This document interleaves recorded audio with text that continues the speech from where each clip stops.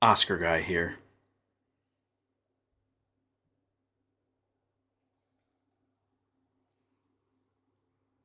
Help.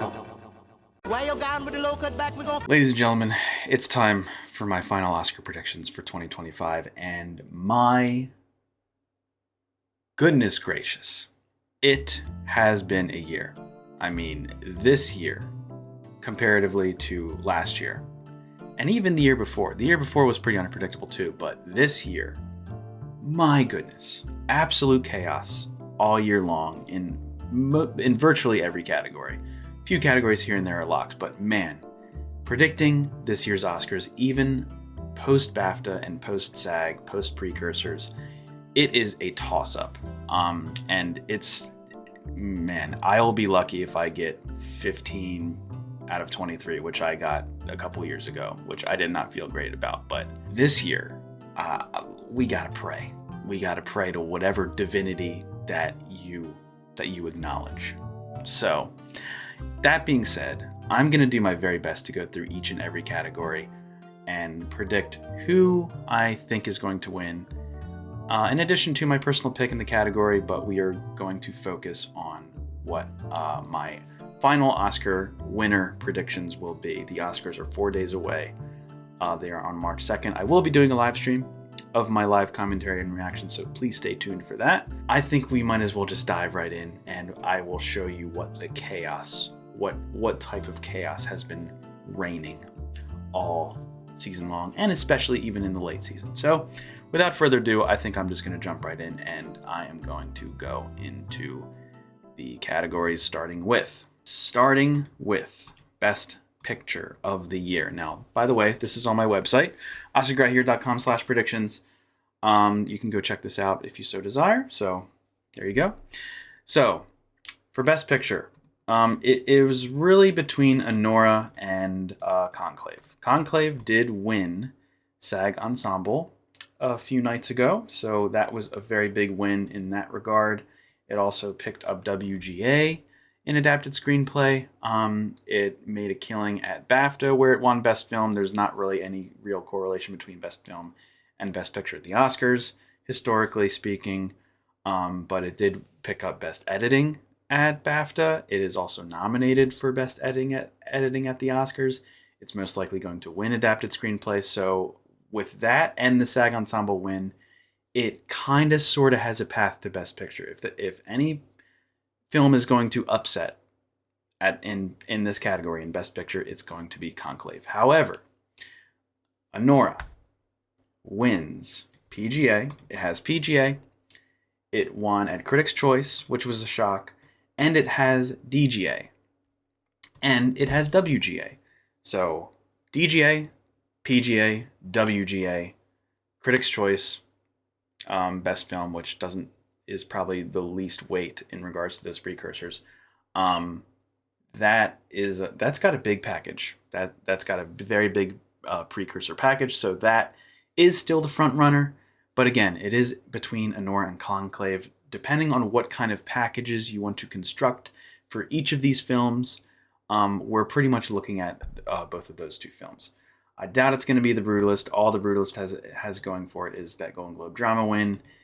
Brutalist hasn't been doing very well with the guilds and with these precursors. It did do well at the BAFTAs, but I just don't see that happening. By the way, that is my personal pick of the category. It's my favorite film of the year. Last year, incredible movie. I've seen it twice. I would love to see it again. It's a masterpiece in my opinion.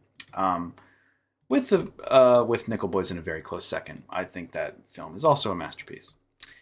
But that being said, it is between Anora and Conclave, I believe. So I am going with Anora right now. I got some kind of Best Picture package that I have sealed up for Anora, which we will get into the other categories as well. So I'm going to go with Anora.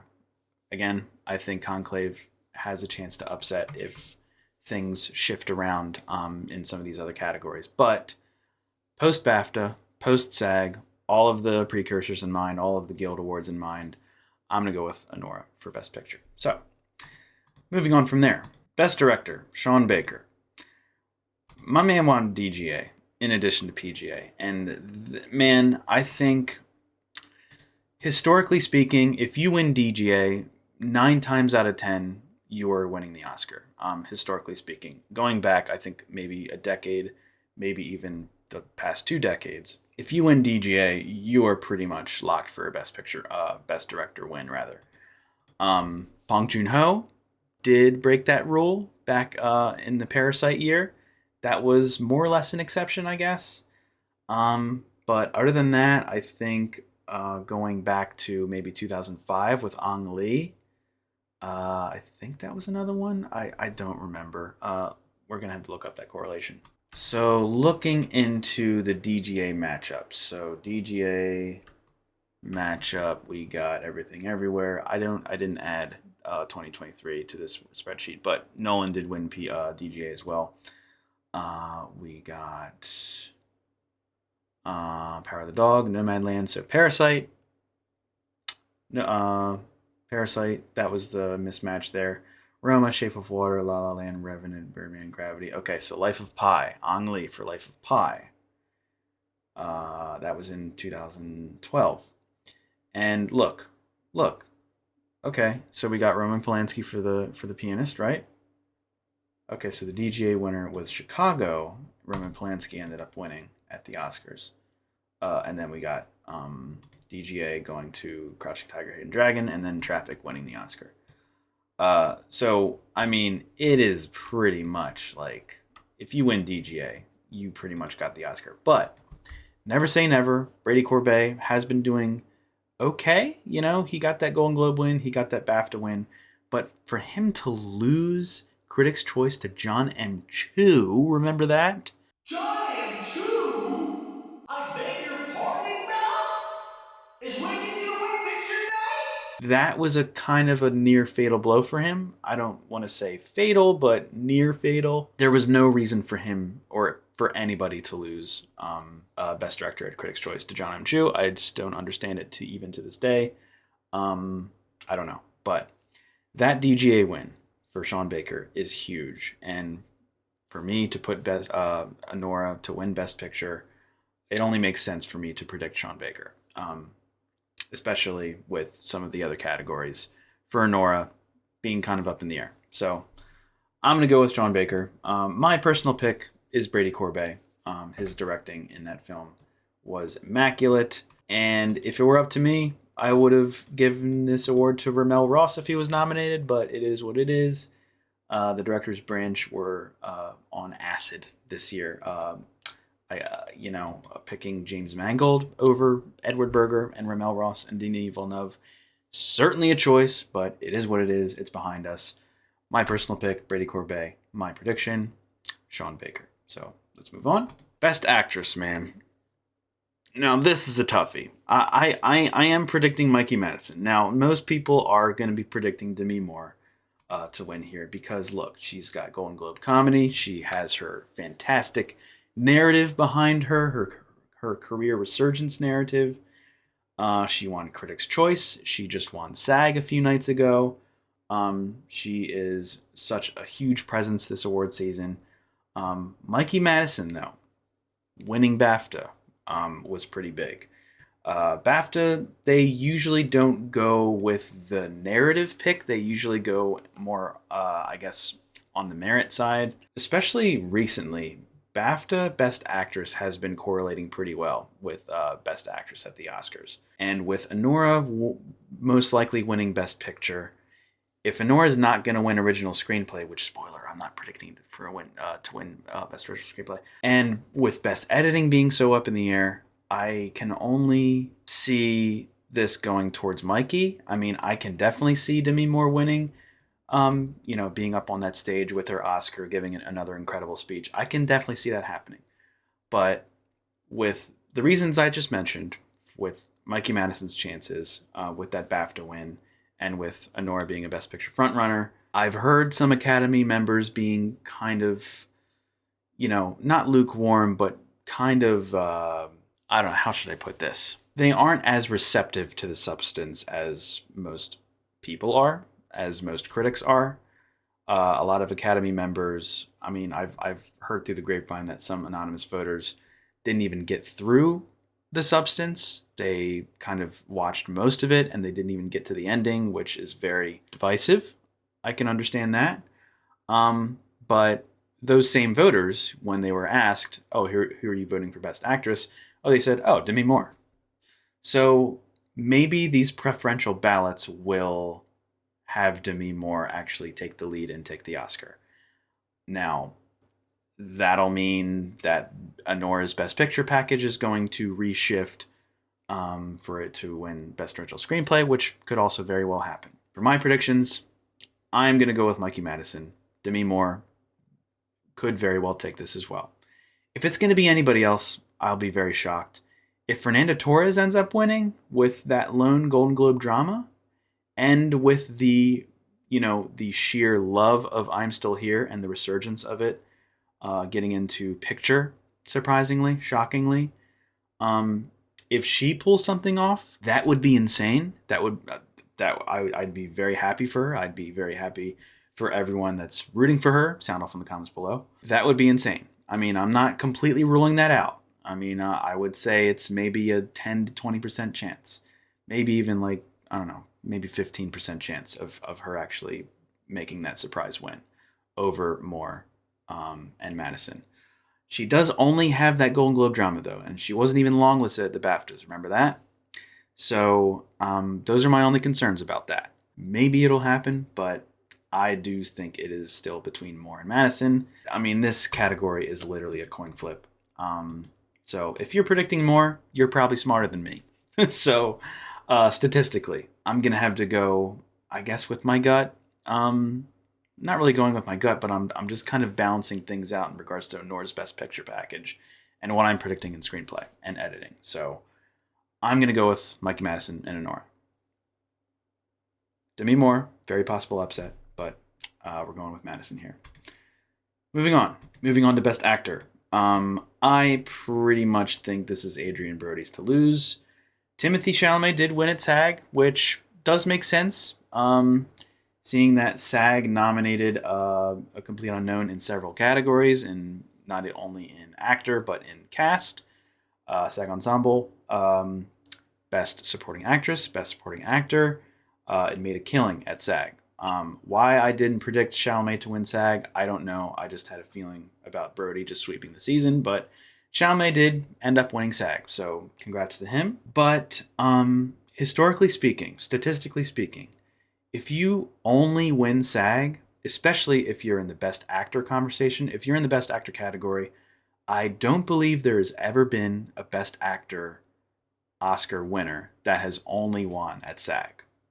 I don't think that's ever happened. So if Timothée Chalamet wins the Oscar, it'll be a first in that regard, statistically. I'm not completely ruling it out. I would say it's maybe a 20% chance of him pulling off an upset from Adrien Brody, but I'm pretty confident that it could be Adrien Brody. I think most of the preferential ballot votes will be in his favor, in addition to the reason I just mentioned. So I am going to go with Adrien Brody, and he is my personal pick as well. Incredible performance, one of the best performances of the year. Timothée Chalamet is also incredible. Coleman Domingo is also amazing. Let's not discredit him. Man, I mean, if he was in a less competitive year, I think he would have a shot at winning. I forgot how good he was in that film. 2 nominations in a row, too. He was nominated for Rustin last year, but shout out to him. Shout out to Ralph Fiennes in Conclave. Very great, understated performance. And, of course, Sebastian Stan in The Apprentice. He disappeared into that role as the eventual president. And some of his inflections and mannerisms, especially towards the end of the film, kind of blew me away. So he definitely deserved to be nominated here. So my prediction and pick is Adrien Brody. Let us move on. Easy mode for a little bit. We got the 2 supporting categories, which are pretty much sweeps. We don't really need to say anything. Oh, I didn't even update this yet. Zoe Saldana won SAG, and she has swept everything else. I don't really see a reason for her to lose here. So whether you like Amelia Perez or not, you can't deny that she is pretty damn good in the movie. It's her time. It's her year. She's not being affected by the Amelia Perez controversy and backlash. She is most likely winning. So there you go. My personal pick is Felicity Jones in The Brutalist. I know some people out there are a little bit mixed on her performance, which upon second watch, I do kind of understand some of the criticisms that you could have towards her performance, but in my opinion, it's more of a criticism on how she's written and not really her performance. I think she is fantastic. She almost carries the second half of that film. She is more or less the heart of the second half of that film, and of course, that final scene that she is in is just a knockout. She is my personal pick in the category, but I'm going to go with Zoe Saldana. Pretty much no question that she is going to win here. Moving on. Supporting actor. Again, this is probably even easier to call. I mean, Kieran Culkin has just been killing it. He's been infectious in his campaign for this film. He's a hardworking dad, man. He's about to be on Broadway for Glenn Ross. And every speech that he's been doing has just been a knockout. In addition to that, he is incredible in A Real Pain. He is honestly one of my favorite, if not my favorite, performances of the year.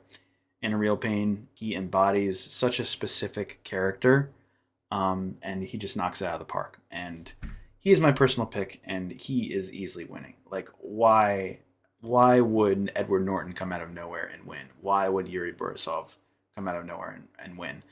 I've heard that Jeremy Strong is actually getting a good number of Oscar votes in the preferential ballots. I'm not saying he's like in contention to an upset win. His Succession co-star, Kieran's Succession co-star, but it has been interesting to kind of see that. So maybe he is number 2 behind Kieran Culkin. Guy Pearce doesn't really have a shot because he missed at SAG. If you miss at SAG, like statistically, it is pretty much impossible for you to win the Oscar. Even then, I mean, this is it. It's a landslide. It's been a sweep all season. It's going to continue. Congratulations, Kieran Culkin, on your Oscar. Let's move on. Original screenplay. Now, this category is a toss-up. Most people, I would say, are predicting Anora to win screenplay in terms of its best picture package, right? If we look at the race, Anora picked up WGA, which, albeit a lot of films there were deemed ineligible in both original and adapted screenplay categories. But that's all it has. That's all it has. It lost Golden Globe to, I believe, Conclave. It lost Critics' Choice to The Substance. And it lost BAFTA to A Real Pain. And it ended up winning WGA. So, look, we got a staircase. Man, if you give me a staircase, that makes it harder, man. We got some accessibility issues here. So, it makes sense for me to predict Anora. But listen, man. Not only is it my personal pick, screenplay of the year in my opinion, I got a feeling. All season long, I have had a feeling about A Real Pain in original screenplay. I just have a feeling that is an Oscar-winning screenplay. Like, the way that screenplay is constructed, how witty it is, how funny it is, how heartfelt it is, it just seems like a screenplay winner to me. I felt that way all season long, and I've been predicting it to win almost all season. I think recently I've changed my prediction to Anora. But I've changed it back to A Real Pain even before its BAFTA win. And I'm just going to stick to my guns. I'm going to stick to my guns because God forbid if I change it to Anora and Anora ends up winning, I'm going to get out of the room, if you will. I am going to leave. And whatever that means, whether it's leaving the room, leaving my apartment, or leaving the internet, that's what I'd do. I would be so mad. So I'm going to stick to my guns. If it wins, it's going to be a tremendous victory. If it loses, that's going to be trouble for me because that is going to reshift some things in regards to Anora's Best Picture package. Because if it wins screenplay, then that makes it more likely for Anora to win, or for Mikey Madison to lose Best Actress to Demi Moore or Torres. That means I'm gonna miss two. I'm gonna miss two categories, and that's not gonna be good for my prediction shop. So I'm sticking to my guns, and I'm going to go with my personal pick in the category, and I am going to predict A Real Pain to win original screenplay over Nora. It could very well be Nora. Most likely going to be Nora. If it's going to be The Substance, that'll be an incredible win for that film. Again, I just have doubts about Oscar voters, seeking out The Substance and its screenplay. It's very bold and creative and unconventional screenplay. So I have doubts for Oscar voters. So if they do something really cool, like they did last year in Best Sound, to give it the zone of interest, good on them, and I would be very happy. But I doubt that it'll happen. The Brutalist, I doubt. September 5, I doubt. It's just been nothing. I mean, those two screenplays just haven't won anything so far. And so far the season's pretty much over. The Oscars are in 4 days. So again, it's between Real Pain and Anora. I am going with Real Pain. Screw it. Full send. Let's move on. Next up, we got adapted screenplay. This is pretty much a lock for Conclave. Conclave has just been crushing it in this category. It won Golden Globe. It won Critics' Choice. It won BAFTA. It was deemed ineligible at WGA, and Nickel Boys won. Very much deserved. That is actually my personal favorite. That's my personal pick in the category. I think movie's a masterpiece. Although I think the direction and the cinematography of that film mostly carries that film, as opposed to its screenplay. But it is a very, very, very inventive screenplay and how that story is told in the first person perspective. So that is my personal pick, and it is honestly number 2 in this category. But I really don't see it going anywhere but Conclave for Peter Strawn. So congratulations on your Oscar.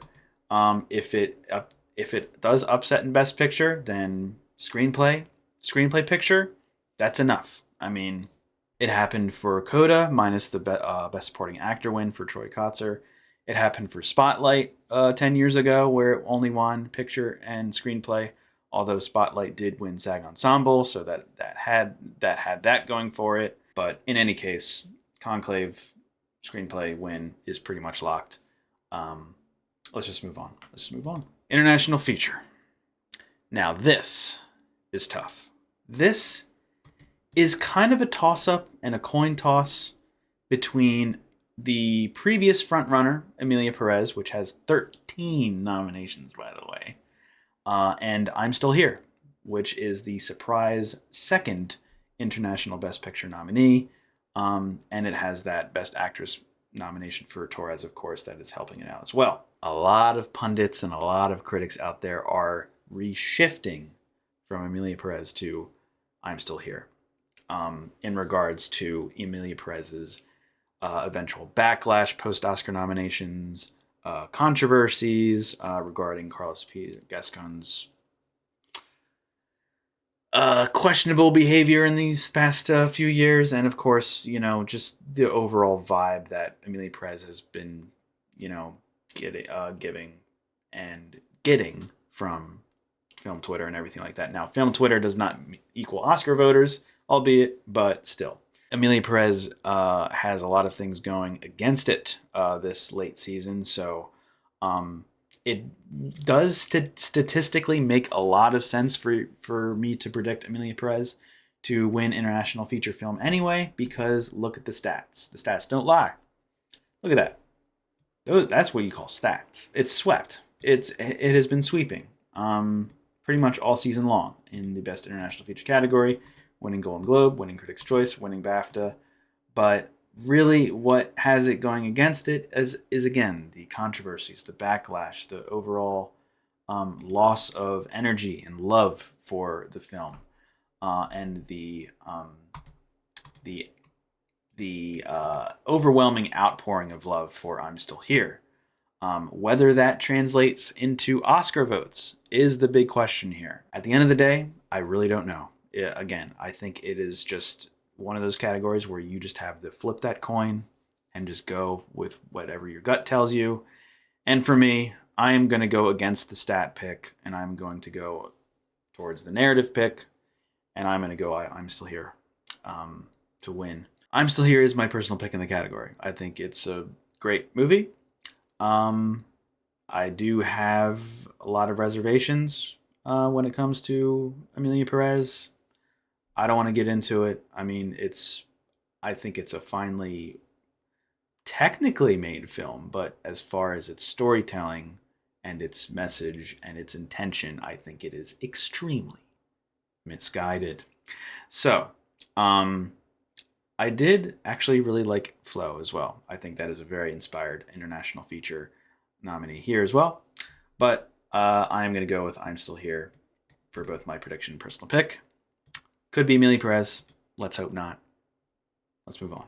Documentary feature. This is another tough one because not only is this race all over the place every year, it's tough because No Other Land is in kind of questionable territory with how voters are seeking out the film or how they're not seeking out the film, in regards to its very divided political themes. And that's very unfortunate because it is a must-see documentary, and it is easily the most vital piece of documentary filmmaking of 2024. And it makes sense as a winner, but I've heard that some Oscar voters are even abstaining from this category, which is very frustrating for my prediction chops and everyone's prediction chops, really. But I've heard that they could give it to maybe Porcelain War, or maybe even Soundtrack to a Coup d'etat. Porcelain War did pick up a DGA award, and that's pretty much it. There's no other nominees that have picked up any major precursors. Superman Christopher Reeve story won a bunch of stuff, but that's not nominated, so can't do that.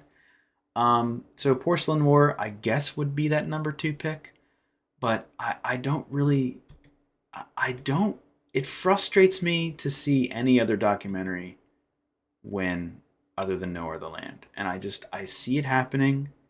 They usually do well with the most vital pick in the category. They did it last year with 20 Days of Mariupol and Navalny the previous year. So it only makes sense, right? It only makes sense. But I do have some doubts. But again, at the end of the day, I am going to go with No Other Land. It's obviously my personal pick of the category. I don't know what to do. I don't know what else to do. I'm just gonna leave it at that. No Other Land, best documentary film. Do it, Academy. Do it. Best original score. The Brutalist. I am predicting that. It is my personal pick of the category. Yeah.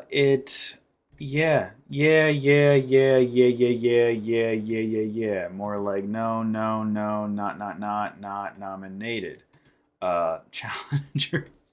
Challengers won both Golden Globe and Critics' Choice against all of the other best original score nominees. Why do I have Sing Sing nominated for the Oscar? That is incorrect. Let's go back here, and it's updated. Yay! So, all right. So, The Brutalist won BAFTA. So, you know what I'm saying? What? Who would you predict? Conclave to win? I mean, that does seem like a score that they would go for, especially after All Quiet's surprise win a couple years ago from the same composer. It had to have won BAFTA in order for that to happen, I feel. So I don't really see it going anywhere else but The Brutalist.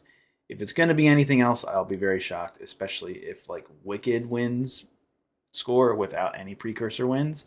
That'll be insane. Or any precursor nominations for that matter. I'm going to go with The Brutalist. It's pretty much what everybody else is going for. It is my personal pick of the category. Conclave score is very good.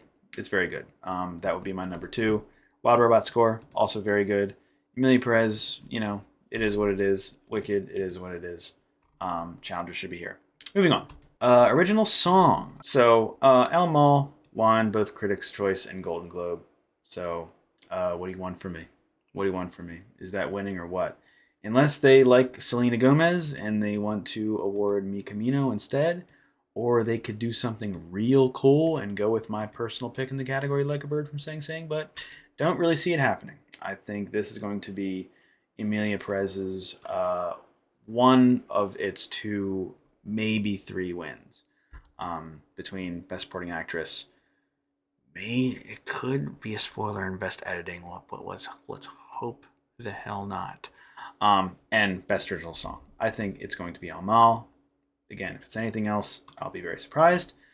There are some anonymous ballots coming out of the woodwork and saying, oh, let's just vote for Diane Warren. Let's just give her a freaking Oscar already. Sure, man. If it means Emilia Perez going home with 1 less Oscar, I'm all for it. I'm all for it. Just give her an Oscar already. Give her an Oscar already. It's whatever. But I don't really see it happening. I still think it's going to be lmao. And that's that. I think we can move on from that. Best Sound. Now, this is a little bit of a toss-up as well. If we look at the race, it's been a little scattered here and there. Dune Part 2 has more than is the only Dune Part 2 is the only Oscar nominee that has more than 1 precursor win. It did win BAFTA and it won MPSC in Effects Foley.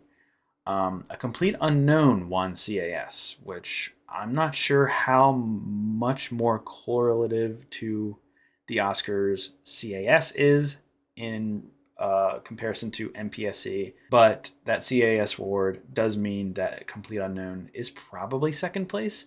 Maybe Wicked is second place as well, with that MPSC music win against A Complete Unknown. But again, it is very up in the air. It is very up in the air, this category.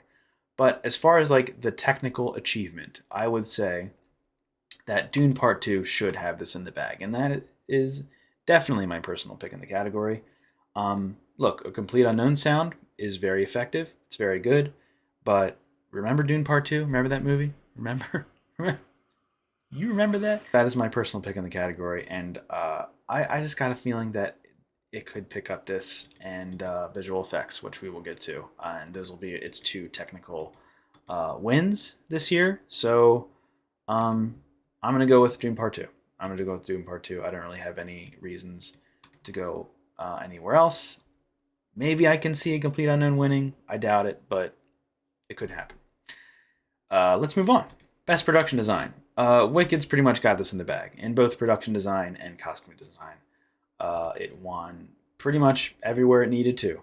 Every category it's been nominated for, every precursor it's been nominated in, it has won. It has won Critics' Choice, it has won ADG Fantasy, and it won BAFTA. So I really don't see this going anywhere else. Maybe Conclave or Nosferatu can pull off a crazy upset, but I really doubt it. I think Wicked pretty much has this on lock. And as incredible and elaborate Wicked's set design is, I still have to go with Dune Part 2 as my personal pick. You remember that? Again, remember that movie? The production design and world building in that film just makes it seem like not even a science fiction film. It's so real and tangible to the point where it is just, I don't know. It's incredible. It's incredible work. So that is my personal pick of the category. And shout out to Conclave for rebuilding the Vatican. Shout out to the Brutalist production designer for becoming Laszlo Toth. And shout out to Nosferatu. Very technically impressive film for sure. But I'm going to go with Wicked for the win here. So let's move on. Best Cinematography. This is kind of a lock, but not necessarily. There has been shakeups here and there. It's a actually it's a pretty split year. The Brutalist did win BSC and BAFTA, so that's pretty big. Nosferatu won Critics' Choice, and look at this, man. In pure 2025 fashion, Maria, Ed Lachman gets that lone ASC nomination. And guess what? ASC said, screw it. And they said, here you go, Ed. You want one? He won ASC over The Brutalist, over Nosferatu, over Dune Part 2. Okay. So does that mean it's winning the Oscar? Does that mean it upsets to win the Oscar? I don't think so. I don't really see that happening. I think it really is between The Brutalist and Nosferatu. I would say maybe an 80% chance for Brutalist to win, 20% chance for Nosferatu to win. Let's say 18%, and then 2% chance for that crazy Maria upset.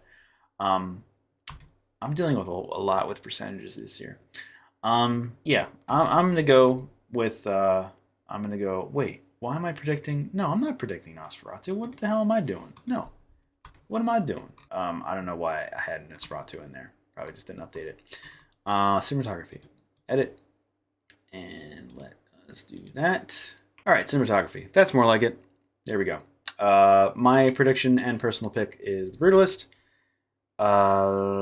Good category, aside from maybe Amelia Perez. I mean, some inventive shots here and there, but I definitely would have swapped that out for Nickel Boys, which honestly should be winning the category. But I digress. Brutalist, I think, pretty much has this. Maybe Nosferatu, but I don't really see it happening. It's probably The Brutalist. Moving on from there. Makeup and hairstyling. Do I need to say anything? Do I need to even go into it? Do I even need to just look, take a look? I mean, Wicked is definitely number 2, but have you seen it? Have you seen Monster Eliza Sue? Next, let's do that again.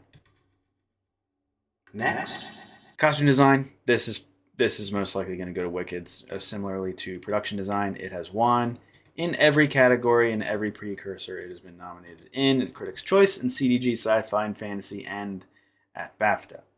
Nosferatu did win CDG period, which Wicked was not nominated for, and in Contemporary, which Wicked was not nominated for, that went to Conclave. So I really don't have any other reason to go for Wicked to win this category. If it doesn't win, I'll be shocked. This is pretty much a locked category. My personal pick, however, is Nosferatu. Sue me. Wicked stands, but I like Robert Eggers just knocked it out of the park there. And I know I can't give credit to him completely. I got to give credit to Miss Lindy Muir here. But that being said, it's Wicked all the way. Nosferatu personal pick. Let us move on. Film editing. Now this is a little bit tough. Editing has been a little weird this year because Ace Eddie, which is the primary editing precursor, typically before the Oscars, is after the Oscars this year, which does not help us at all. But we have to gleam on what the precursors have been. Challengers, of course. Not nominated for the Oscar, wins Critics' Choice. Should be nominated and even should contend to win, in my opinion. But that being said, it is not nominated. It did win against Conclave, against Anora, and against The Brutalist at Critics' Choice. But at BAFTA, Conclave picked up Best Editing, and that category was very up in the air. At BAFTA, it ended up going to the film that won Best Film at BAFTA. So there you go. That's pretty much all we're gleaming on. But I can see this going any which way. And I really don't know what to do here. The only reason I am... Okay, so the reasons I'm predicting Conclave. Number 1, it's in Best Picture.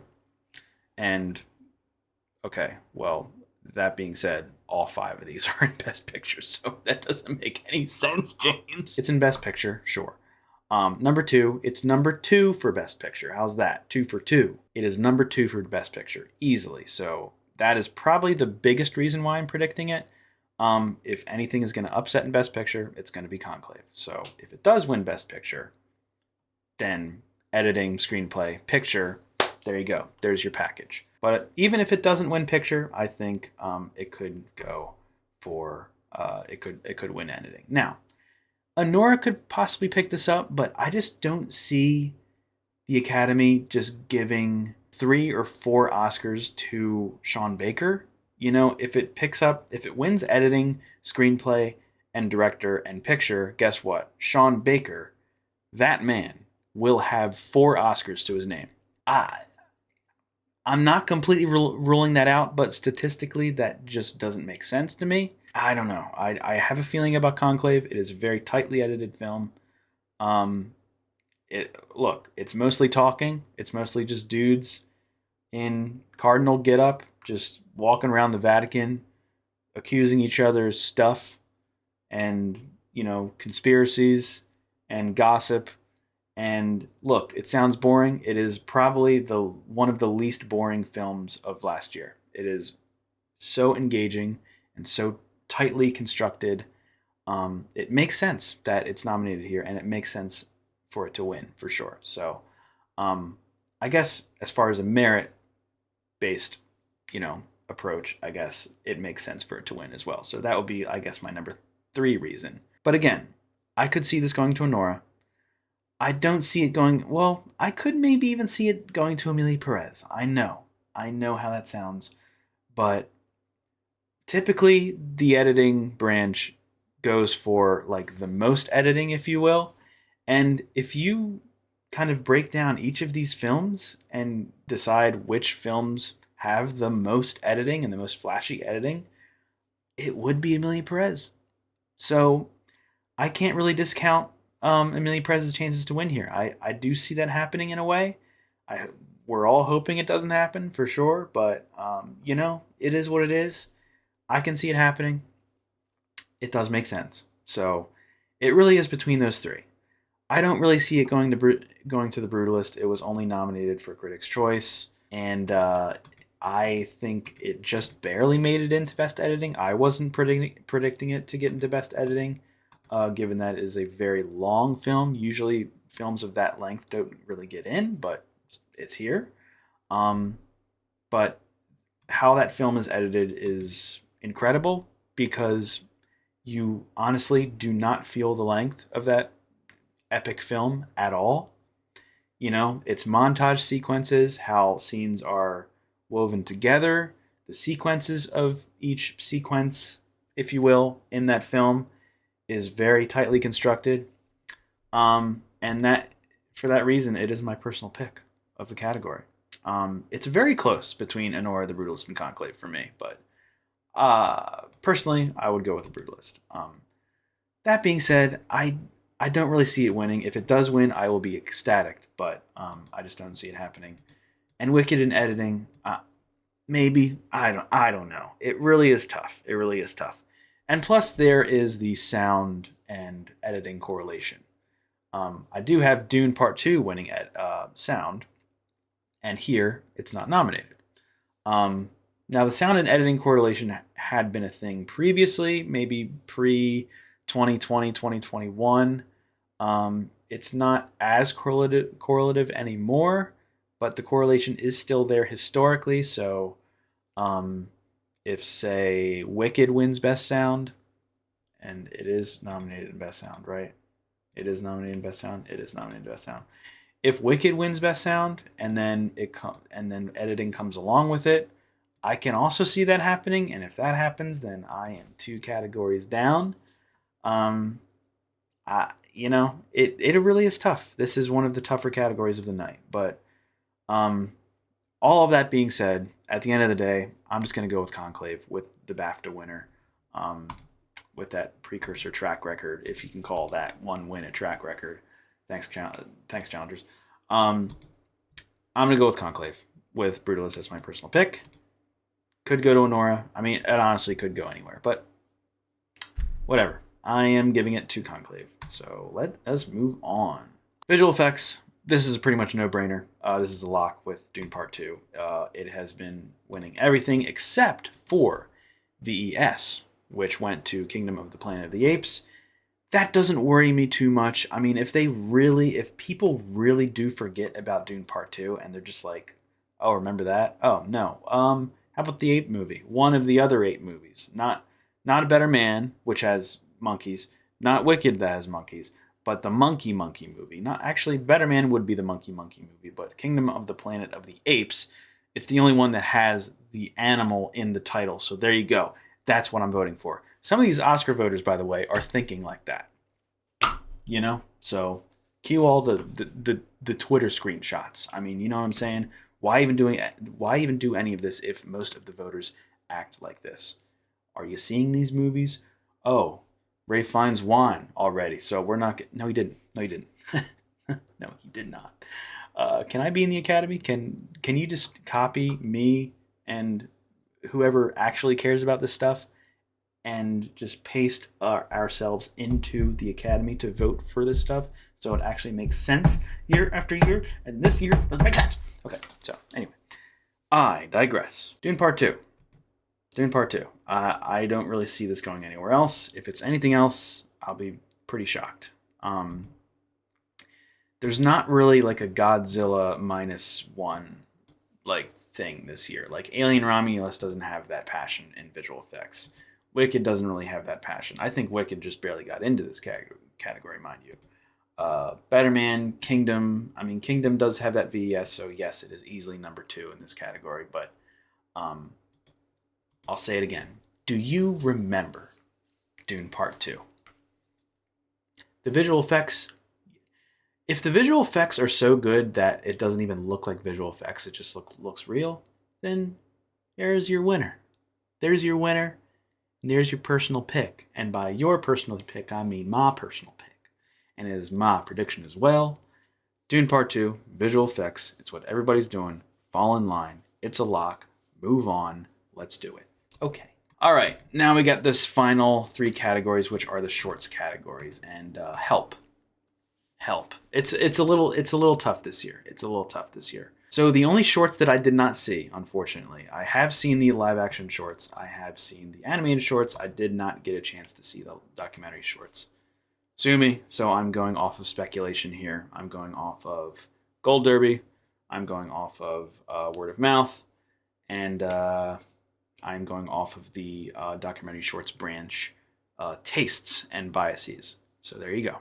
I'm doing what I can, folks. So there you go. All that being said, there are some reports out there, and speaking of Oscar voters, there are a good number of Academy voters who are pretty much abstaining from the shorts categories altogether this year, which is again very frustrating for not only the authenticity and merit of actually picking these winners. Like, what's the point in voting if you're not just going to watch any of these films? I don't know, whatever. It's frustrating for my prediction chops, for everyone's prediction chops, really. It's like, what can you actually gleam on, statistically? So, I would, from what I've heard about Incident, I know I haven't seen any of these, which I shouldn't really even have a personal pick in this category. But from what I've heard, I would think that Incident would be my personal pick, given its subject matter. But I am predicting The Only Girl in the Orchestra because it sounds stupid to say, but a lot of these shorts titles help in voting for these. Not only voting for them to be nominated, but voting for them to win as well.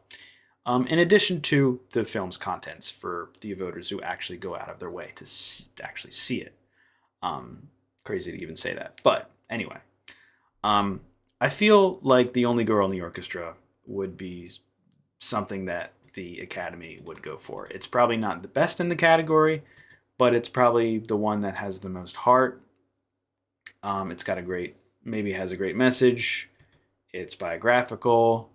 It's easy to watch. It's relatable. It's not as heavy. They typically go for like maybe the less heavy films in the documentary short categories, from what I come to understand. So this is pretty much what a lot of other people are predicting. So this really isn't my well-informed prediction. It's not as well formed as I would like it to be, but it is what it is. I'm just gonna throw my hat in the ring and just say only girl in the orchestra. It could be, incident if they want to be really cool. Great. Um, I doubt it could. I doubt it's going to be either I Am Ready Warden or Instruments of a Beating Heart. I've heard great things about Death by Numbers as well, so that could also be, a pretty good winner. But I'm going to go with Only Girl in the Orchestra. Live action short. I have actually seen these, and these are pretty good. They're fine. Nothing really blew me away. But we got Alien, we got Anuja, we got I Am Not a Robot, we have The Last Ranger, and The Man Who Could Not Remain Silent. Now, The Man Who Could Not Remain Silent, I think was in contention at the Cannes Film Festival. I think it even picked up a prize at some international film festival. It was very good. It's very vague what the actual plot is and what's going on. You kind of need to have more context and actually be informed what it's about, and its surrounding circumstances, to have that full effect on you. So that kind of holds it back for me. But I still thought it was very well made and very engaging. So maybe they could be cool and maybe do something like that.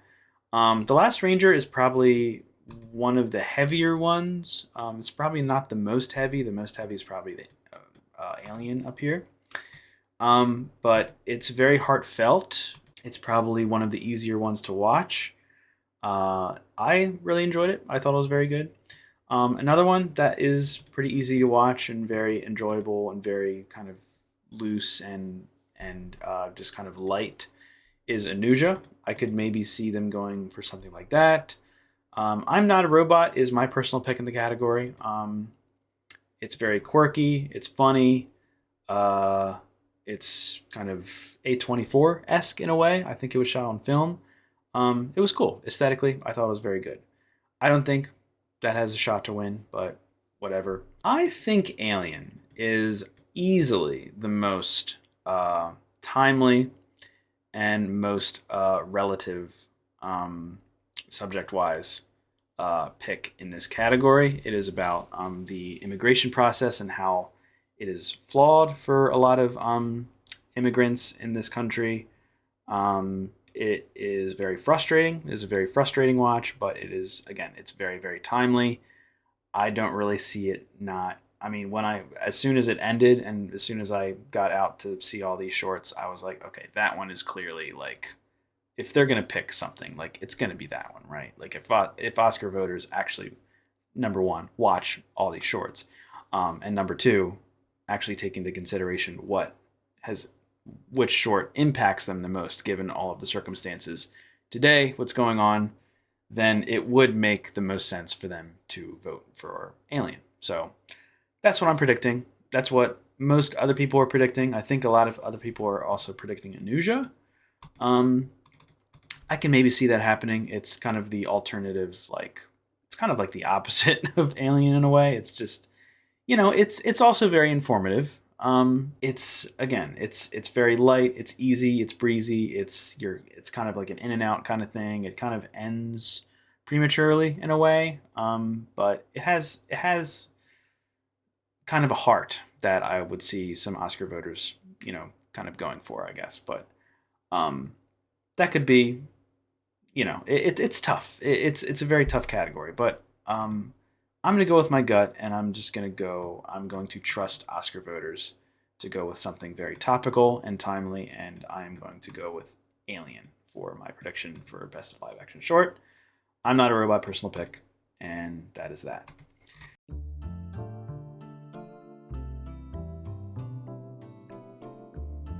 Ladies and gentlemen, that is it.